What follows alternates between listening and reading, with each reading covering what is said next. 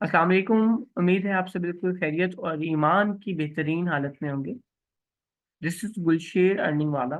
Welcome to the Gulsher earning वाला online school. जैसा कि आप सबको इल्म है कि हमने कैनवा के बाद फाइबर को सीखने का आगाज किया और फाइबर को सीखते हुए अल्हम्दुलिल्लाह हम कंपेटिटर एनालिसिस के लेक्चर्स तक पहुंच चुके हैं। हमने फाइबर के कीवर्ड रिसर्च को अंडरस्टैंड किया, एल्गोरिथम को अंडरस्टैंड किया, फाइवर के ऊपर एसईओ कैसे की जाती है। जब भी हम अपनी कोई सर्विस या किसी भी तरह की कोई प्रोडक्ट जब हम ऑफर करते हैं दुनिया को, तो उसको ऑफर करने का क्या अंदाज होता है, उसके कंपटीशन को कम कैसे किया जाता है, डिमांड कैसे डिफाइन की जाती है। ये कैसे देखा जाता है कि क्या ये इसके ऊपर हमें फर्दर रिस्पॉन्स, पॉजिटिव और प्रोडक्टिव रिस्पॉन्स मिलेगा या नहीं मिलेगा, इसके ऊपर ऑर्डर्स किस रेशियो के साथ मिलेंगे। फिर हमने बायर सर्च को देखा कि हमारे कस्टमर की क्या डिमांड होती है। आफ्टर दिस हमने कंपेटिटर एनालिसिस बेसिकली होता क्या। कंपेटिटर एनालिसिस उसे कहते हैं कि जब आप किसी भी मार्केट के अंदर काम करते हैं, चाहे आप अपनी अपने किसी भी बिजनेस को लॉन्च करें या आप अपनी सर्विसेज, स्किल बेस्ड बिजनेस को लॉन्च करें, तो दुनिया में अज़ल से लेके अब तक एक असूल इस दुनिया में कायम है, और जिस असूल के तहत जितने भी लोग हैं, बल्कि आप और हम सब ये काम करते हैं। इवन के आप लोग देखें, जैसे अभी शादियों का सीजन चल रहा है, तो ये जो कंपेटिटर एनालिसिस हमने किया है, तो इसका इतलाक हमारी अपनी जिंदगियों के ऊपर भी होता है, हमारे घरों के अंदर भी होता है, हमारा अपने बहन भाइयों के साथ, रिश्तेदारों के साथ किस तरह से हम करते हैं। जैसे ना एक रिश्तेदार दूसरे रिश्तेदार से बढ़ चढ़ के करने की कोशिश कर रहा होता है, यानी वो जैसे कह ले नंबर बनाने की कोशिश करते हैं। अभी जैसे शादियां होती हैं, तो एक अगर किसी ने 20 लाख रुपए शादी पे खर्च किया, तो दूसरे जो रिलेटिव्स हैं उनकी कोशिश होती है कि वो जो है इसके ऊपर 30 लाख लगा दें। उससे अगले वाले को सोचो ले जी मैं था 40 लाख लावांगा, मैं तो भी आगे निकला, ठीक है। तो ये कंपटीशन होता है कि मैं मुझे इससे ज्यादा करना है, मुझे इस तरह से करना है, मुझे इससे अच्छा करना है। इसी तरह से कारोबार के अंदर या सर्विसेज के अंदर या स्किल्स के अंदर भी सेम एज इट एज ऐसा ही होता है। एक शख्स ने कपड़े की दुकान बनाई, तो अब वो कपड़े की दुकान बनाने से पहले ये देखता है कि मार्केट में ऑलरेडी कौन लोग किस किस तरह का जो कपड़ा है और किस क्वालिटी का है, उसका स्टफ कैसा है, डिजाइन कैसे हैं और क्या प्राइस फैक्टर है और बेचा कैसे जा रहा है, ठीक है। इन चीजों को कैलकुलेट किया जाता है। और इसी तरह से कुछ सर्विसेज वाला बंदा तो सर्विस देते वक्त वही देखता है कि मेरी जो सर्विस है इसके अकॉर्डिंगली लोग कितने बैठे हैं मार्केट में। ऐसे ही ये सब वो तमाम कुलिया जो मैंने आपको कंपेटिटर एनालिसिस की क्लास में आपको बताया था कि आपको फाइवर के ऊपर अपनी सर्विस के अकॉर्डिंग, जो सर्विस आप फाइवर के ऊपर देंगे उसके अकॉर्डिंग आप इस तरह से उसको जज करेंगे, उसको ऑब्जर्व करेंगे, एनालिसिस करेंगे। अपनी एक सीआईडी जैसे कहते हैं ना, जैसे सीआईडी हम देखते हैं, तो सीआईडी करनी है आपने पूरी। तो ये था कंपेटिटर एनालिसिस, ठीक है। अब जो है ये बहुत दो जो चीजें आज मैं आपको आपके साथ शेयर करूंगा, वो बड़ी दिलचस्प होंगी, और ये इंशाल्लाह लजीज मैं इस 100% मुकम्मल यकीन और वसूख के साथ आपको इस बात की गवाही देता हूँ, आपको इस बात का, आपको यकीन दहानी करवाता हूँ कि अगर आप इस बात को और इस इन चीजों को अंडरस्टैंड कर लेंगे आज, तो आप कभी भी किसी भी मुकाम पे, किसी भी फील्ड में कभी भी इंशाल्लाह ना तो पीछे रहेंगे, ठीक है, और ना ही आप मिडोकर रहेंगे, ना ही आप जो है मार खाएंगे, बल्कि आप इंशाल्लाह आगे से आगे बढ़ते हुए चले जाएंगे, आप कामयाब से कामयाब तर होते चले जाएंगे, ठीक है जी। वो बेसिकली है क्या। सो अगर मैं आपको एक ऐसी स्टोरी से बताऊं ताकि आप इसको अच्छे से आसानी से समझ सकें। फर्ज कर लेते हैं कि मुझसे हमना ने पूछा कि सर आप कहाँ पे रहते हैं? मैंने कहा कि मैं दुनिया में रहता हूँ।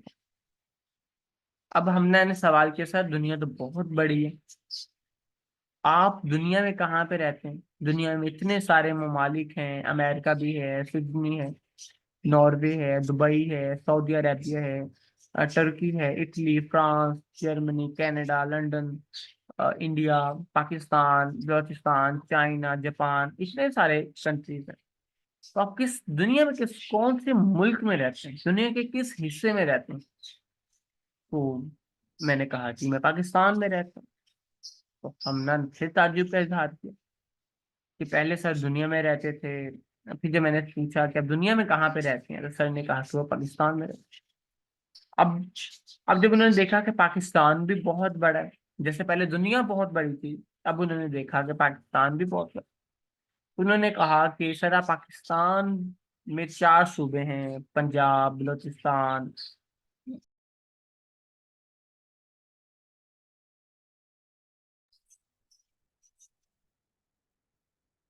तो जी थोड़ा सा इंटरनेट डिस्टर्ब कर रहा है, ठीक है, मौसम की खराबी की वजह से यहाँ पे ना बारिश वगैरह हुई है शाम में, तो जरा मौसम भी अच्छा हो गया, लेकिन थोड़ा सा इंटरनेट डिस्टर्ब कर रहा है। तो जब हमने नहीं पूछा कि सर पाकिस्तान में जो है वो 4 सूबे हैं, एक सूबा है बलूचिस्तान है, खैबर पख्तूनख्वा है, पंजाब है, सिंध है, तो 4 सूबों में आप पाकिस्तान में कहाँ पे रहते हैं? तो मैंने क्या दिया कि जी मैं पाकिस्तान में पंजाब के अंदर रहता हूँ। अब फिर सवाल किया सर हमना ने, कि हमना नहीं, अब्दुल रजाक नहीं या इकरा ने, कि सर आप जो हैं पंजाब इतना बड़ा है, इसके 42 डिस्ट्रिक्ट हैं, 42 जिले जिले हैं इस डिस्ट्रिक्ट, इस प्रोविंशन के, इस सूबे के। आप पंजाब में कहाँ पे रहते हैं? लाहौर, उकाड़ा, साहिवाल, शेखुपुरा, फैसलाबाद, इस्लामाबाद, मुल्तान, बहावलपुर, रहीम, कहाँ पे रहते हैं? तो मैंने कहा जी मैं लाहौर पंजाब में रहीम खान में रहता हूँ। अच्छा, तो अब फिर से सवाल के इकरा ने कि सर आप रहीमिया खान में कहाँ पे रहते हैं? मैंने कहा कि मैं रहीमिया खान में जो है ग्रीन टाउन है, शेख ज़ैद हॉस्पिटल के साथ बिल्कुल, मैं वहां पे रहता हूँ। तो अब आप यहाँ पे देखें कि पहले मैं, इतनी बड़ी दुनिया, 8 अरब की दुनिया थी, ठीक है, अब 8 अरब की दुनिया में गुलशेर को ढूंढना मुमकिन ही नहीं बल्कि नामुमकिन था, क्योंकि इतनी 8 अरब की दुनिया और ढेर सारे ममालिक हैं इस दुनिया में, पाकिस्तान, जापान, बाकी इतने सारे ममालिक हैं। तो जब आपको मालूम ही नहीं होगा कि गुलशीर भाई रहते कहाँ पे हैं, वो पाकिस्तान में रहते हैं, वो जापान में रहते हैं, वो फ्रांस में रहते हैं, कहाँ पे रहते हैं, जब मालूम ही नहीं होगा, तो आप मुझे ढूंढ ही नहीं पाएंगे कि मैं कहाँ पे रहता हूँ, ठीक है, मैं कहाँ पे मौजूद हूँ, मेरा घर बार कहाँ पे है, मैं क्या काम करता हूँ, मैं कैसा शख्स हूँ, क्या क्या चीजें करता हूँ, ठीक है। लेकिन जब मालूम हुआ कि मैं पाकिस्तान में रहता हूँ, तो आपको समझ आ गया कि दुनिया के बाकी जितने भी मुल्क हैं उनमें गुलशेर भाई नहीं रहते, गुलशेर भाई रहते हैं पाकिस्तान में। अच्छा, अब जब पाकिस्तान की बात आई, जब आपने पाकिस्तान को देखा तो आपको लगा कि पाकिस्तान भी बहुत बड़ा है। पाकिस्तान में 4 सूबे हैं, 4 सूबों में कहाँ पे रहते हैं गुलशेर भाई? मैंने बताया कि मैं पंजाब में रहता हूँ। तो चलो अब ये समझ आ गया कि ना मुझे अब सिंध में ढूंढना है, ना ही मुझे खैबर पख्तूनख्वा जाना है, सवाब गिलगित में मुझे जाने की जरूरत नहीं है, ना ही मुझे बलूचिस्तान जाने की जरूरत है, क्योंकि मुझे मालूम है, मुझे पता चल गया है कि गुलशेर भाई अब रहते हैं पंजाब के अंदर। अच्छा, अब मैं सोचूंगा कि पंजाब भी यार बड़ा है, पंजाब में इतने सारे शहर हैं, लाहौर आता है, इस्लामाबाद, मुल्तान, फैसलाबाद, ये सब बड़े अच्छे अच्छे शहर हैं, ठीक है, हड़प्पा हो गया, शेखुपुरा हो गया, बहावलपुर हो गया, कामों की हो गया, सियालकोट हो गए, सब इतने जबरदस्त शहर है। तो मैं गुलचे भाई को ढूंढूं तो कहाँ पे ढूंढूं भाई? पंजाब के अंदर ही। तो जैसे ही मैंने बताया कि भाई पंजाब में मैं रहता हूँ रहीम यार खान, तो अब क्या हुआ कि आपको समझ आया कि ना तो आपको लाहौर में खपने की जरूरत है, ना ही आपको इस्लामाबाद जाने की जरूरत, आपको कहीं भी जाने की जरूरत नहीं, आपको सीधा लाहौर से बैठना है और आपको पहुंच जाना है रहीम यार खान। अच्छा, जब आप रहीमिया खान स्टेशन पे पहुंच चुके हैं, ट्रेन से उतर चुके हैं, अब आप सोच रहे हैं यार ये रहीमिया खान भी काफी बड़ा है, काफी बड़ा सारा शहर है, बड़ा जबरदस्त बनाया है, इसके अंदर अब कुछ कॉलोनीज होगी, टाउन्स होंगे, इलाके होंगे, इसके आसपास बहुत सी गलियां हैं, कहाँ पे रहते हैं, कौन सा एड्रेस है, जैसे घर का एड्रेस पता हम अपने रिश्तेदारों को, दोस्तों को बताते हैं, जी फलानी गली नंबर, फलाना घर, ये घर नंबर है, ये फला फला चीज है, इसके करीब हम रहते हैं। तो एक एड्रेस होता है ना, तो उस एड्रेस की निस्बत से हर इंसान जो है एक दूसरे इंसान तक आसानी चला जाता है। जैसे आजकल हम गूगल मैप पे लोकेशन देते हैं, हम जहाँ पे भी होते हैं तो हम फट से गूगल मैप की लोकेशन के साथ अपने किसी दोस्त या जानने वाले के पास पहुंच जाते हैं। तो जब आप लोग रोहिंग्या खान आए, रोहिंग्या खान आके आपने पूछा कि सर आप रोहिंग्या खान में कहाँ रहते हैं, तो मैंने बताया कि मैं फलां जगह पे, ये फलां टाउन है, ये ग्रीन टाउन है, यहाँ पे रहते हैं। अच्छा, ग्रीन टाउन आ गए आप। अब ग्रीन टाउन में भी आके आपने पूछा कि गुलशेर भाई, ये ग्रीन टाउन में भी तो कोई 500 1000 घर है, ये इतना बड़ा टाउन है, अच्छे अच्छे से घर बने हुए हैं, लेकिन आप यहाँ में कहाँ पे रहते हैं? फिर मैंने बताया कि जी स्लां गली नंबर है, गली नंबर 2 है, हम हाउस नंबर ये है, तो आप यहाँ पे आ जाए। तो आप क्या करेंगे, आप फटाफट से बगैर किसी परेशानी, बगैर किसी दिक्कत के, तकलीफ के, आप बिल्कुल बाआसानी मुझ तक आसानी से पहुंच जाएंगे। अब कहाँ से शुरू किया था कि हमें दुनिया से घूमने से शुरू किया था, लेकिन क्या आपको, या हम कैसे पहुंच गए कि एक शख्स को जो दुनिया में रहता है और दुनिया के किस कोने में कहाँ पे रहता है, किस जगह पे उसका घर है। इसका मतलब ये हुआ कि जब आप खुद को अपने काम का कर लेते हैं स्पेसिफिक, ठीक है, स्टोरी सुनाने का, आपको बताने का, आपको इमेजिन करवाने का जो एक्चुअल पर्पस था वो ये था कि आप लोग इस बात को अंडरस्टैंड कर सकें कि स्पेसिफिक होने की पावर बेसिकली क्या है। अगर आप मुझे स्पेसिफिक ना करते, यानी कि अगर आप स्पेसिफिक नहीं करते, तो ना तो आप मुझे पाकिस्तान में ढूंढ पाते, ना पंजाब में, ना रोहिंग्या खान में, बल्कि आप दुनिया में ढूंढते रहते कि गुलशर भाई कहीं इंडिया में तो नहीं रहते, कहीं फ्रांस में तो नहीं रहते, अब ढूंढते ही रहते, क्योंकि स्पेसिफिक नहीं किया ना। जैसे ही आपने स्पेसिफिक किया खुद को अपने काम के साथ कि ये मेरा काम है और मुझे ये करना है, और आपने उसके लिए अपने आप को क्या कर लिया, स्पेसिफिक कर लिया। जैसे ही स्पेसिफिक किया तो आप अपने काम तक बासानी गए पहुंच, आप अपनी मंजिल तक बहुत आसानी से आपने उसको कर लिया हासिल। तो इसका मतलब ये हुआ कि आज से लेके और ऑनवर्ड का लाइफ, जब तक अल्लाह ताला ने आपको ये सांसें, ये जिंदगी, सब कुछ दे रखा है, तो इसमें आपने खुद को कर लेना है स्पेसिफिक, ठीक है। मतलब कि आपने खुद को कर लेना माइक्रो, छोटा, माइक्रो, कहते हैं ना माइक्रो नीश, ठीक है। जब आप खुद को कर लेते हैं स्पेसिफिक, स्पेसिफिक करने के बाद आपने जो दूसरा काम करना होता है वो ये है कि आपने खुद को अपने काम का स्पेशलिस्ट बनाना होता है। अगर आप अपनी जिंदगी में, अपने फील्ड में, अपनी स्किल के अंदर वो एक्सपर्टीज का कमाल वाला लेवल चाहते हैं, आप चाहते हैं, आपका भी ख्वाब, आपके अंदर भी ये ख्वाहिश है कि आप भी कामयाब हो जाए, आप भी सक्सेसफुल हो जाए, आपका भी नाम हो, आपको भी लोग जाने, आप भी बहुत अच्छे अच्छे काम करें, बहुत अच्छे अच्छे पैसे बनाएं, सब कुछ करें, ठीक है, हर इंसान की ख्वाहिश होती है। लेकिन ये सिर्फ वही शख्स कर पाता है जो अपने आप को क्या कर लेता है, स्पेसिफिक करता है, और स्पेसिफिक के बाद अपने आप को कर लेता है स्पेशलिस्ट। अपने काम में पहले आपको अब आप लोग हैं ग्राफिक डिजाइनर। अब ग्राफिक डिजाइनर, डिजाइनिंग एक पूरी एक दुनिया की तरह है।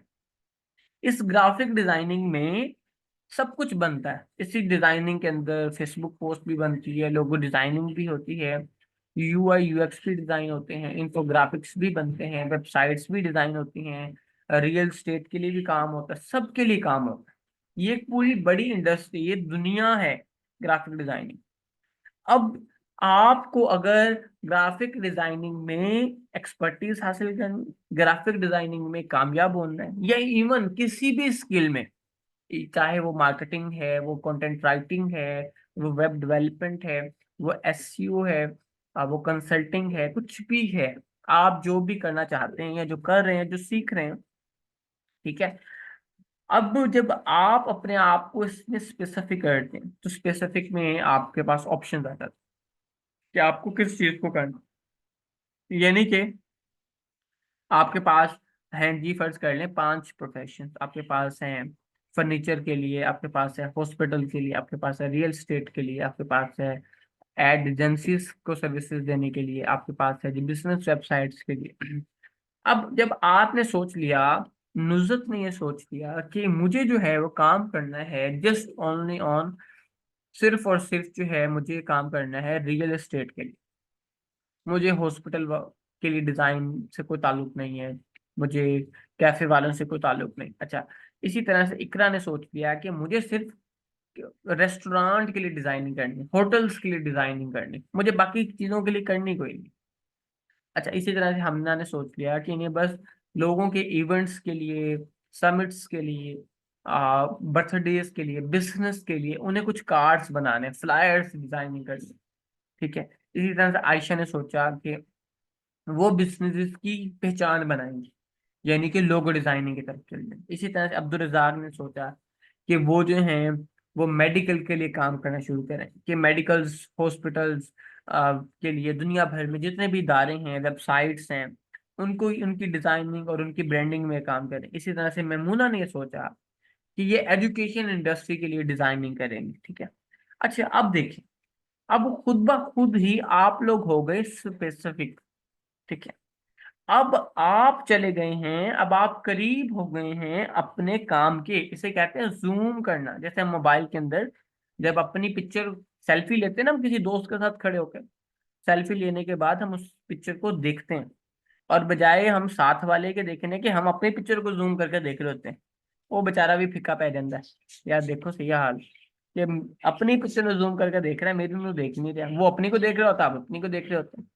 तो इस तरह से आप अपने फील्ड को कर लेते हैं जूम, आप अपने स्किल को करते हैं जूम।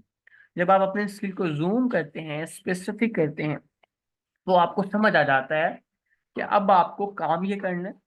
अब आप अपने काम के और अपॉर्चुनिटीज के चले जाते हैं बिल्कुल करीब। अब आता है जी सेकंड स्टेप, अगला मरहला आता है। अच्छा, वो अगला मरहला क्या आता है? वो अगला जो सेकंड मरहला है वो आता है आपके लिए, वो है अपने आप को उस फील्ड के अंदर जिसमें आपने खुद को किया है स्पेसिफिक, अब आपने खुद को उसका बनाना है स्पेशलिस्ट।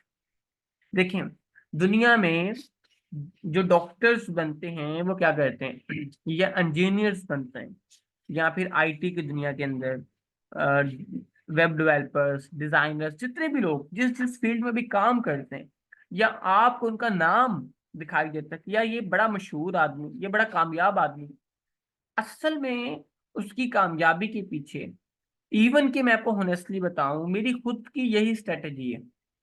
ये जो मैं आज आपके साथ शेयर कर रहा हूँ, ये मेरी अपनी एक स्ट्रेटेजी है। मैं खुद किसी भी काम के हवाले से, किसी भी चीज के हवाले से खुद यही स्टेप्स फॉलो करता हूँ, हमेशा यही फॉलो करता हूँ। अच्छा, अब क्या है, डॉक्टर क्या करते हैं, पहले वो अपने आप को, अब एक बंदे ने एमबीबीएस कर लिया, यानी कि उसने स्किल सीख ली, डॉक्टर बन गया, स्किल सीख ली। अब स्किल सीखने के बाद, अब डॉक्टर साहब ये सोचते हैं कि मुझे सिर्फ मैदे के मरीज सही करने हैं, मुझे सर दर्द वाला, दिमाग खराब हो जाए किसी का तो उसका ऑपरेशन नहीं करना, किसी की स्पाइनल कॉर्ड का ऑपरेशन नहीं करना, मुझे किसी के दिल का ऑपरेशन नहीं करना। दूसरा डॉक्टर निकला, वो कहता है यार मुझे मैदे नहीं सही करने, मुझे लोगों का दिल सही करने। एक तीसरा निकला, वो कह रहा है मुझे किडनीज का ऊपर, सिर्फ किडनी का डॉक्टर होता है, वो सिर्फ किडनीज के ऊपर बात करता है, वो किडनीज की के लिए मेडिसिन सजेस्ट करता है, किडनीज के ऑपरेशन करता है, किडनीज का चेकअप करता है, किडनीज ही के पेशेंट उसके पास जाते हैं। इसे कहते हैं रेलिवेंट, यानी कि वो अपने ही काम के लिए अपने आप को स्पेसिफिक करके अपने आप को क्या कर लेता है, रेलिवेंट कर लेता है। उसके लिए उसका ही काम सोने पे सुहागा होता है, उसके लिए उसी ही की स्किल, उस ही की डिग्री, उस ही का प्रोफेशन, उसका ही जो स्पेशलाइजेशन है वो दुनिया में सबसे अच्छा होता है। ठीक है। अच्छा, अब जब उसने कहा दिया मुझे सिर्फ स्टमक के लोगों के स्टमक्स के लिए काम करना, मुझे बाकी हड्डियां, जोड़, स- बाकी चीजें नहीं करने, दिल गुर्दे जिगर कुछ नहीं करना, सिर्फ मुझे स्टमक के लिए काम, इसे कहते हैं स्पेसिफिक होना। अब जब उसने चूज कर लिया कि मुझे लोगों के स्टमक का जो प्रॉब्लम होता है उसको देखना है, अब वो अपने आप को करता है स्पेशलिस्ट। ये आपको समझने के लिए बहुत आसान रहेगा। जब वो अपने आप को उसका स्पेशलिस्ट बनाता है, तो फिर वो कहते, उसे कहते हैं ना मंजा हुआ, उसे कहते हैं कमाल वाला, उसे कहते हैं एक्सीलेंस, उसे कहते हैं ब्रिलियंट, अडोरेबल, फैंटास्टिक। तो ये जो वर्ड्स मैंने यूटिलाइज किए हैं, ये बेसिकली कब आएंगे, ये लेवल कब आता है, जब आप काम करते हैं और आपके काम के ऊपर कोई दूसरा देख के कहता वाह, कमाल हो गया, छा गया यार, जबरदस्त, मजा आ गया, फैंटास्टिक, बहुत आउट क्लास, फिर आपकी स्पेशलाइजेशन का पता चलता है।